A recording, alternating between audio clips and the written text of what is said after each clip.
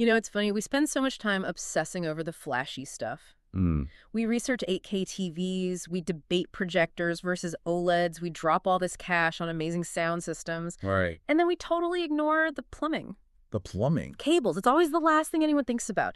You buy this Ferrari of a television and then try to run it on the equivalent of a garden hose. It's such a classic bottleneck. You can have the best source, the best display, but if that bridge between them fails, you're just looking at a black screen. Exactly. And that is why today we are doing a deep dive into a piece of hardware that, well, it sounds like a secret code. It is a bit of a mouthful. It is. It's the Kramer CLS-AOCH 60F-131. Right.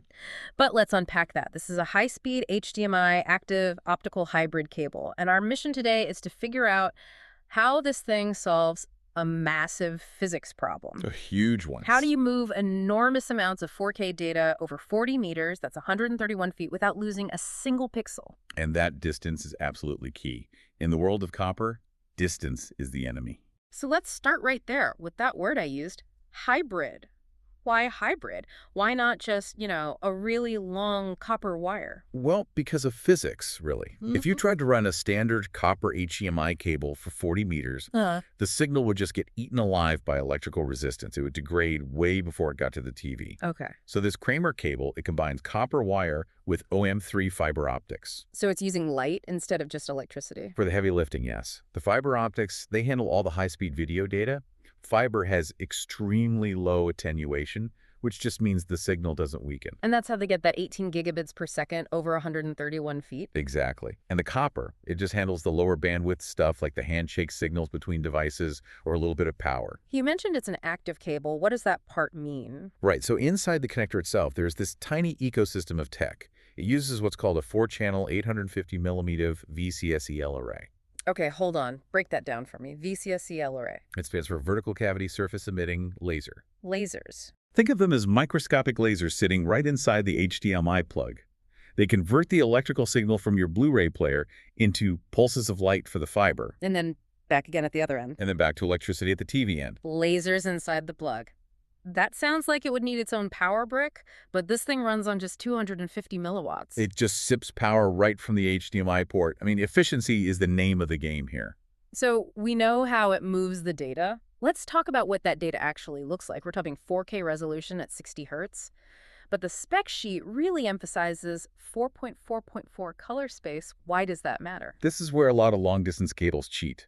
To get a signal that far, they use something called chroma subsampling. Subsampling. They essentially throw away some of the color information to save bandwidth. It's like a compressed JPEG image. The blacks might look a bit gray, text can get fuzzy. So they put the signal on a diet. Exactly.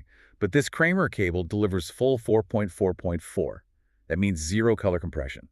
It is the full, unadulterated signal. And it handles all the big audio formats, Dolby, True HD, DTS HD. All of them. And the full HDR spectrum, of course. There's another benefit to the fiber part that I didn't really think about at first, interference. Oh, it's huge.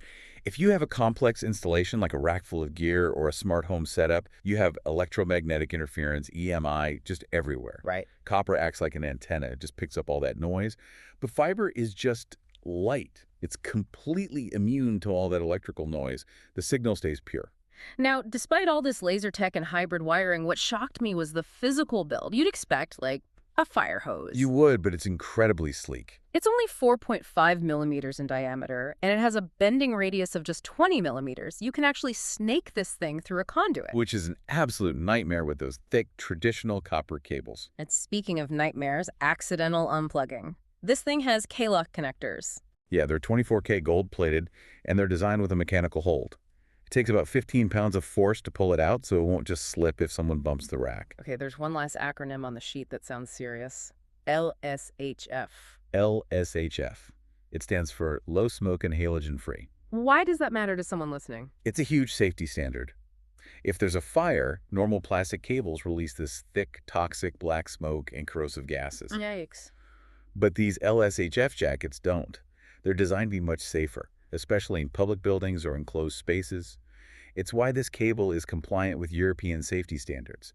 It's not just about a pretty picture, it's about safety. So, to sum it all up, we're not just looking at a cable. This is basically a precision instrument. It really is. It's the solution for when good enough just isn't an option, and you need that perfect signal integrity. So the takeaway for you listening is pretty simple. In the world of high-fidelity video, the medium is just as critical as the source. You can't cheat physics with a cheap wire. And honestly, it kind of changes how we should think about connectivity itself. Yeah. That brings us to our final thought. It does. We used to think of cables as these passive accessories, right? Just dumb pipes. But when a cable has active laser converters and power management and fiber optics inside, at what point does it stop being an accessory and start being a component? Something to think about. Thanks for listening to this deep dive.